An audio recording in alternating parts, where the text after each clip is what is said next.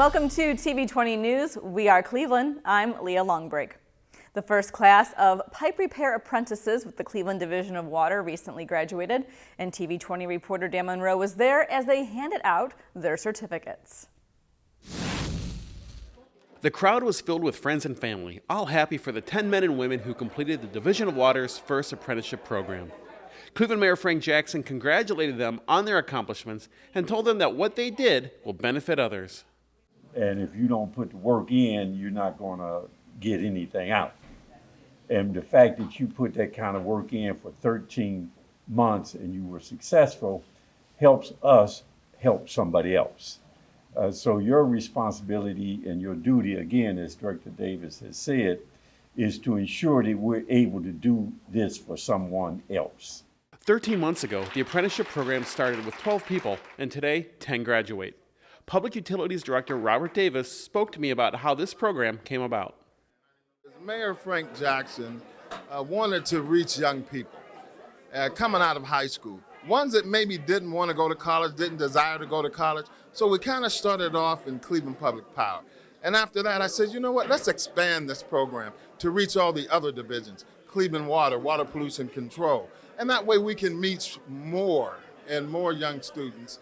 And so we get them to have a viable career. So what we try to do was try to have it a one catch, where we send them where they went to pipe repair for maybe 90 days. They went to meters for 90 days. We did a rotation and we went to hydraulics. So they went to all areas as relate to pipe repair so they can be well-rounded. So when they come across the threshold as a finishing apprentices, they'll be able to bid on meters, bid on pipe repair, bid in hydraulics. So we'll be able to fill the gaps where we may need in the particular areas. After 13 months of rigorous training, Carnita Williams is the first woman to go through the program to become a pipe repairman for the Division of Water. She told me about some of the challenges she faced to get to where she is today. When I was in pipe repair, I did 6 months, and the winter was probably the hardest part. Why is that so tough in the winter? What happens actually? You're dealing with water, and you're outside. So if you're not dressed properly, then you'll be cold. After trying to figure out his path in life, Anthony Durham Jr. signed up for the apprenticeship program. Today, he has a new career and a brighter future, and his dad, Anthony Sr., couldn't be prouder. He has a sense of responsibility. By him having this career opportunity, it's really, I've seen a maturation process that's gone leaps and bounds, and I'm thankful for it. Really. Words can't even describe it. I'm real proud of him. 10 men and women have worked very hard over the past year and are now looking at a bright and secure future. For more information on the Division of Water's apprenticeship program, visit their website at clevelandwater.com. For TV20, I'm Dan Monroe. Thanks, Dan. The City of Cleveland's Youth Opportunities Unlimited Summer Work Program came to a close as well, and they had a big celebration at the Doubletree Hotel. Mayor Frank Jackson congratulated the young men and women for the hard work they put in over the summer, and he wanted them to understand the purpose behind the program. The purpose of us setting up this program was to give exposure to young people to things they would never have the ability to be exposed to but for the program. And once you're exposed, that lets you know that you have options. It lets you know that you can make choices. It lets you know that you can overcome, you can do whatever you want to do. All you have to do is decide to do it and then put the work in.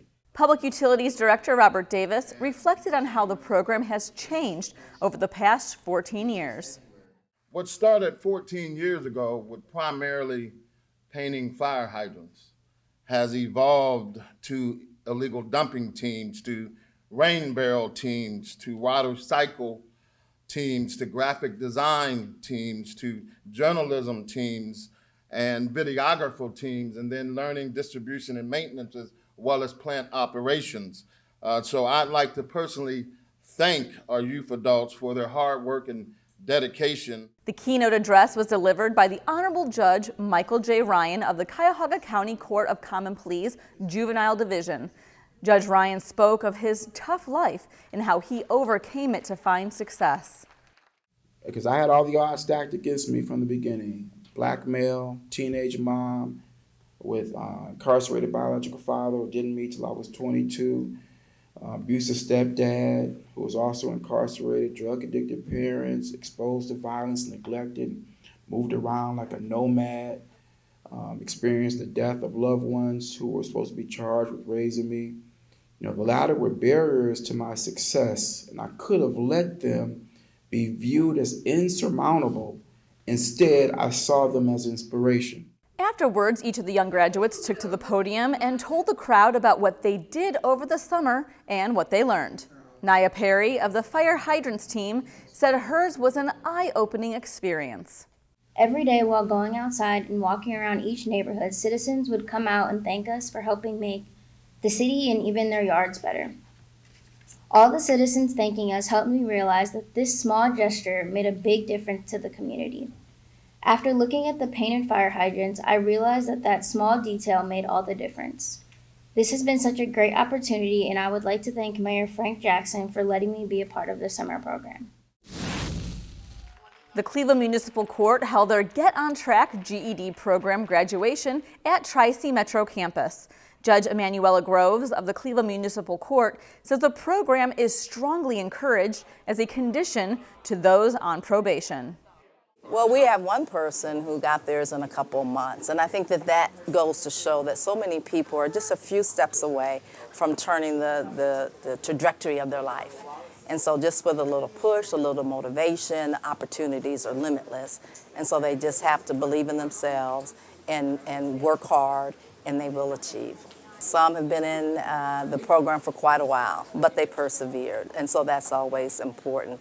I know that we have one mom in particular who has 4 children, and I know the challenges of trying to maintain home and go to school at the same time, but I'm very, very proud of her that she did persevere and that she did finish. Graduate Kimberly Tabor tells us why she completed the program years after dropping out of high school.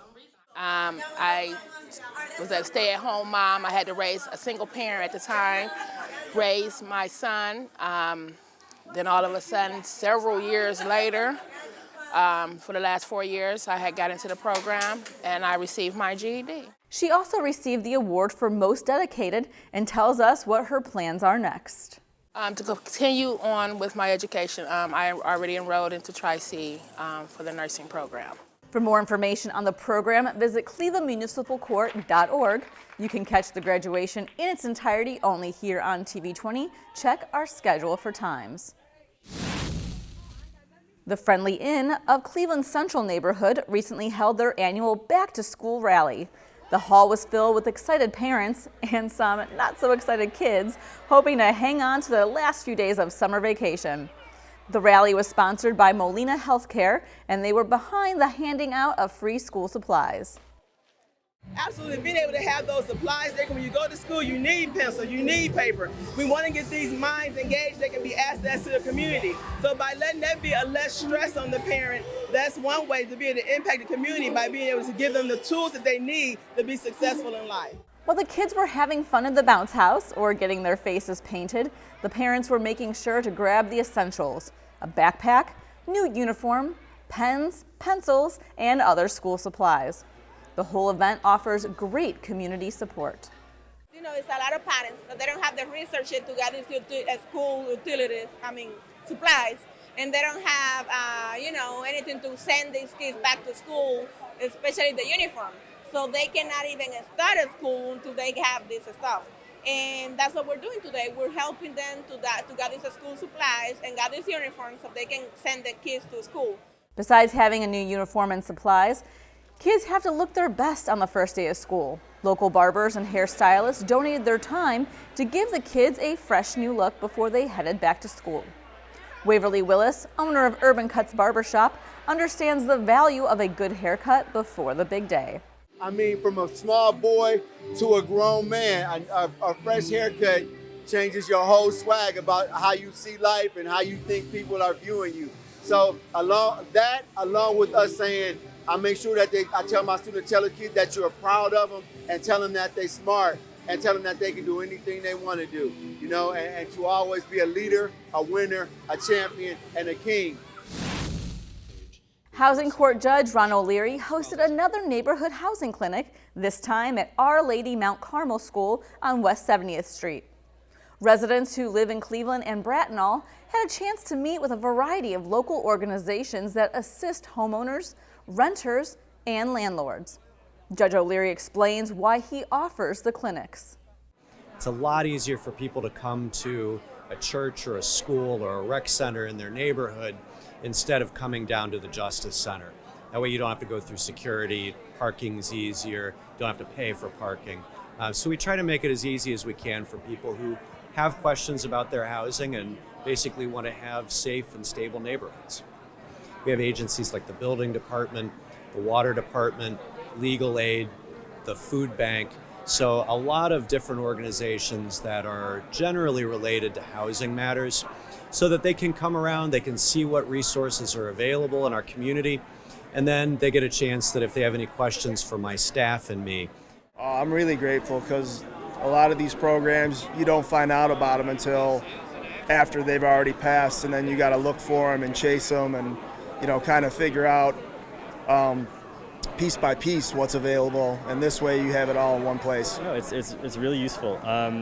For example, I didn't know that there was a disability resource for handicap accessibility. One of my tenants has a mom that may be moving in with us that's older, so it was really cool to learn about the things that I would have to do to make that first floor unit accessible. If our families are living in safe places that are stable places, they're not going to have as much stress about, am I going to be evicted? Or if I'm a landlord, am I going to have enough money coming in to basically maintain the property? And then also for homeowners, making sure that they have a safe place, basically warm, safe, and dry. And then that way, that brings stability so that people can focus on their jobs, they can focus on their school, they can focus on learning who their neighbors are, doing things like engaging in block clubs or different ward meetings. And that really helps to build a strong, cohesive community so that everybody's looking out for each other. And if they start to see that somebody's struggling, well, maybe they've built up good relationships and the others around are willing to lend a hand. To learn more about the Cleveland Housing Court and find upcoming clinics, visit clevelandmunicipalcourt.org/housing court. The Evergreen Cooperative Laundry, located on South Waterloo Road, recently celebrated its 10th anniversary. Mayor Jackson and Senator Sherrod Brown reminisced about the history of the facility and praised how far it's come. I remember the Glanville ribbon cutting, and it was small in terms of capacity, small in terms of the volume of contracts, and then Cleveland Clinic.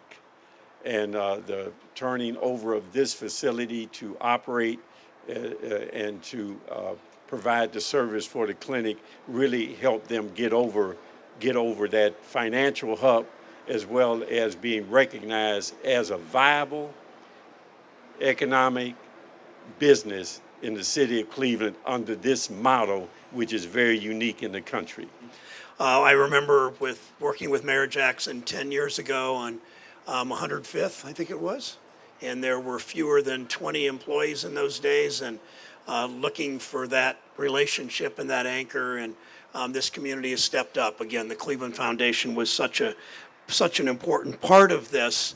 Ward 8 Councilman Mike Polensik expressed his appreciation for the employees of Evergreen.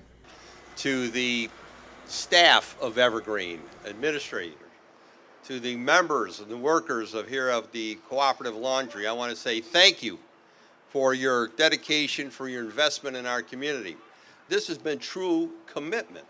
This has been involvement of the private sector and the public sector working together, and I want to thank again Mayor Jackson and Sherrod Brown for their dedicated work and service from the day one over on 105th Street now to here today for this great site that we have here. Manager Tamika Thomas started at Evergreen almost 3 years ago, her first job after having been incarcerated. She shared her story and thanked the company for giving her the fresh start. Gaining employment here has been a life-changing opportunity for me.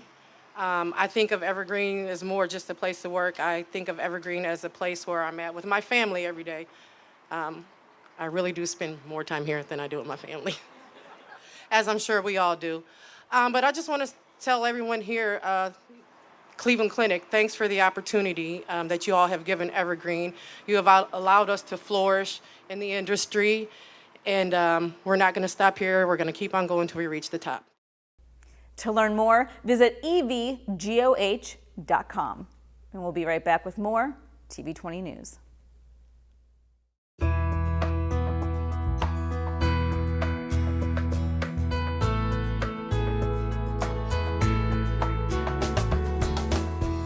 Hi, my name is Joe Simperman. I'm the president of Global Cleveland, and we want to welcome everyone in the city of Cleveland and anyone who sees these great programs to our inaugural Welcoming Week, which is happening September 13th through September 20th here in the city of Cleveland. We've got great events that are free, open to everybody, with a lot of food for thought and a lot of time where you can spend with people who come from all over the world. If you want to participate in Welcoming Week and you want to see what we have to offer, please go to globalcleveland.org for more information. Dobrodošli, hvala lepa, shukran jazilan. Welcome to Welcoming Week.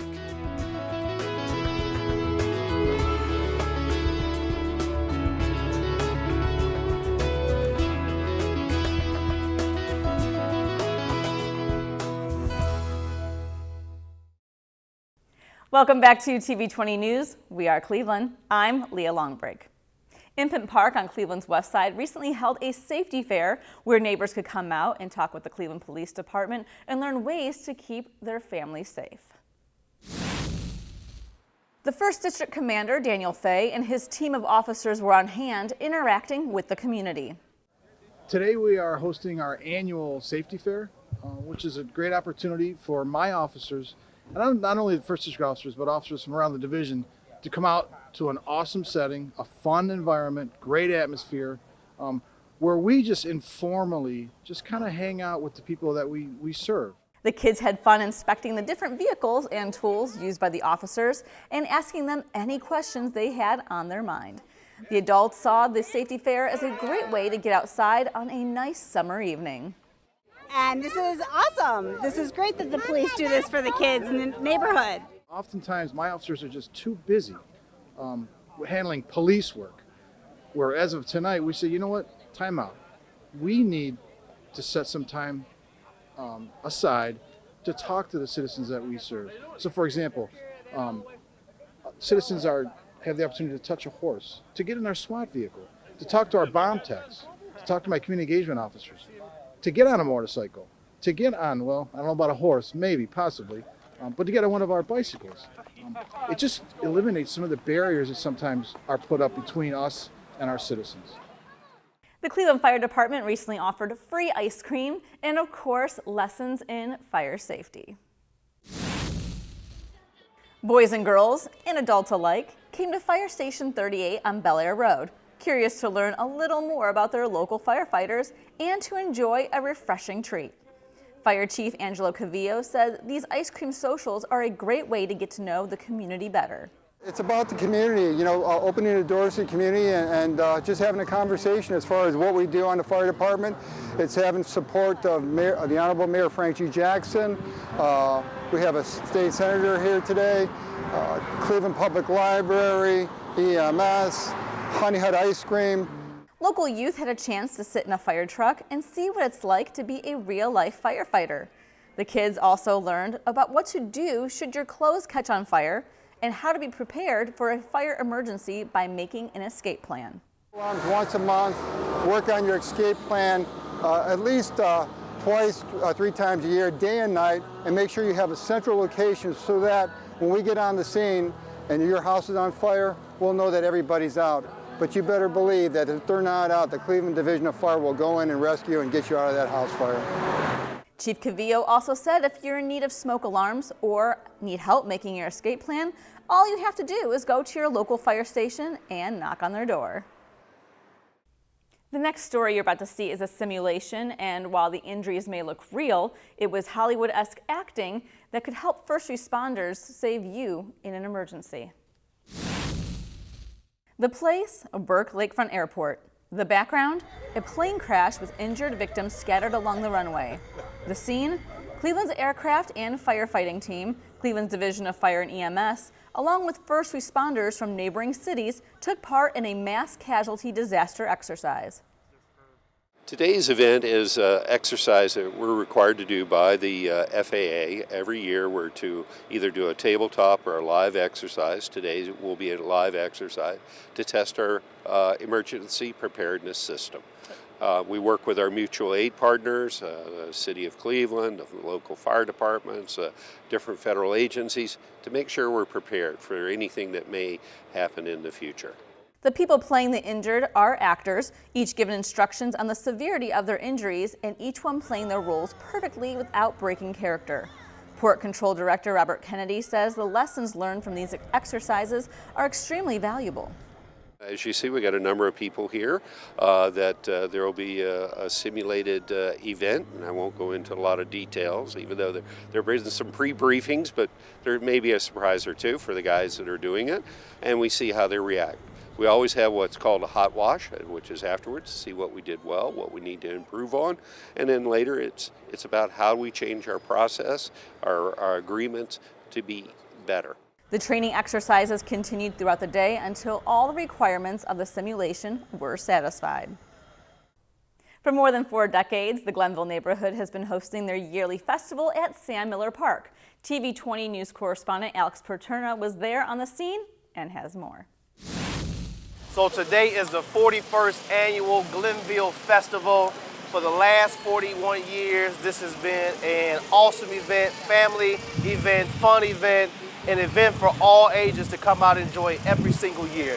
And today is no different. But I tell you, today is bigger and better than it ever has been right here in our neighborhood. We have classic cars. We have a number of different vendor trucks, food trucks, Sliman's, B&M's Barbecue, Slam and Sammy's, River Dog, and so many more. We have a boxing showcase, children's area where the spelling bee kicked off.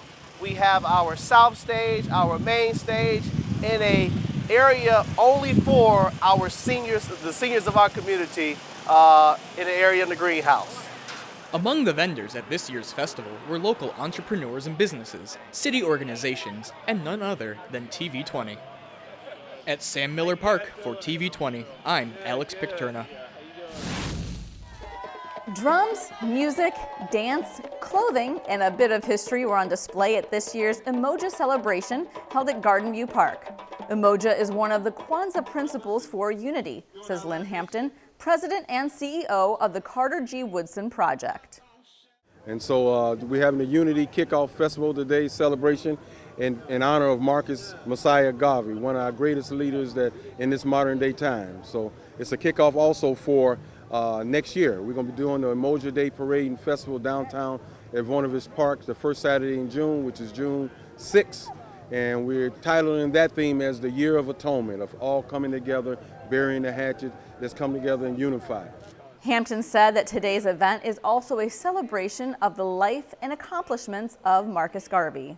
Marcus Messiah Garvey, it's his birthday, August 17th. If you know, he was in the 1920s. He had over, I believe, like 13 million followers all over the world. And he's done something that a lot of our leaders have been trying to do for a long time, get us to own our own businesses. So he had several businesses, from printing companies to a ship lining, and he put us all to work all up in New York. So he was a wonderful leader. You can learn a lot from him as far as business is concerned.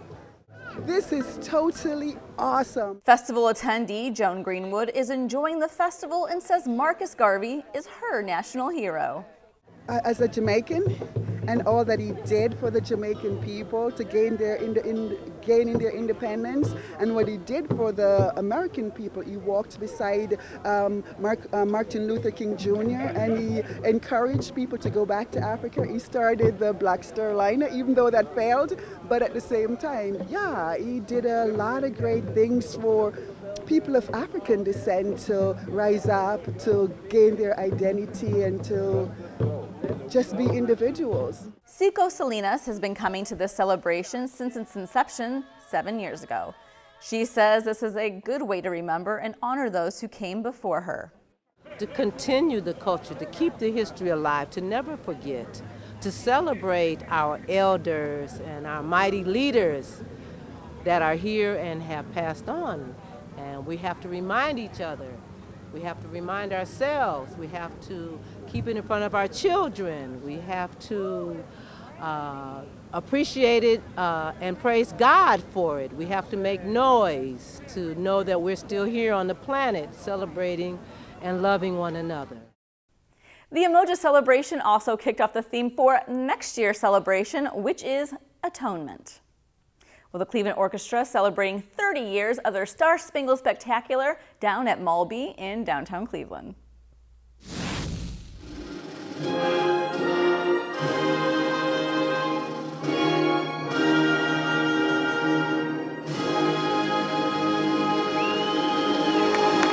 Like Christmas in July. The free event, which is usually held around 4th of July, was moved to August because of All-Star Week. The change in date didn't stop the continued success of the live concert and the tradition it holds for so many people. It's a perfect evening. That's all that I can say. The weather is beautiful. People of every color, shape, size, and belief are sitting together next to one another, enjoying music under the stars. What could be better than that? You can't beat it. It's great. Not too many cities would have this, I don't think. In addition to the performance, there were food trucks and the grand finale fireworks display. We're so grateful to the Cleveland community for their everlasting support of the Cleveland Orchestra. We couldn't do what we do without the community. That's all for your TV20 News. We are Cleveland. I'm Leah Longbreak. Up next, we'll have Christian Patterson with the Inside Sports Report.